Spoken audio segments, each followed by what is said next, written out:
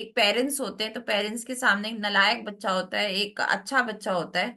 तो अच्छा बच्चे की तरफ ही पेरेंट चाहेगा कि उसको सारी वो चीजें दी जाए। नालायक बच्चे को बार बार डांट पिटेगी, उसको बार बार उसको प्योरीफाई करने की कोशिश करेगा पेरेंट। वैसे ही गुरुजी के साथ था। तो अगर आप उस तरीके के हो कि आपका सोल प्योर है, तो आपको प्योर हैप्पीनेस गुरुजी देंगे।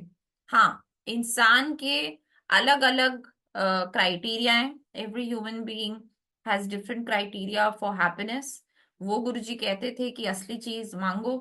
असली चीज, जहां तक मुझे समझ में आई है लाइफ में गुरुजी के साथ, वो है पीस ऑफ माइंड, वो है to be with Guruji at his feet. ये दो अगर चीजें मिल गई, तो आप जिंदगी में आप you can handle lot of challenges in your life. But अगर ये दो चीजें ही नहीं है, तो फिर बड़ा मुश्किल है। अगर अगर संगत में हैप्पीनेस वाली स्टेज आ जाती है और वो ठीक तरह से मीडिएट कर लेते हैं, तो फिर तो डायरेक्ट कनेक्शन की तरफ वो बढ़ रहे हैं, है ना? बिल्कुल।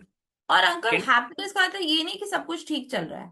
Happiness happiness is a state of mind. And happiness, that state of mind can only be happy, or it can only be in that thing if you are connected with Guruji.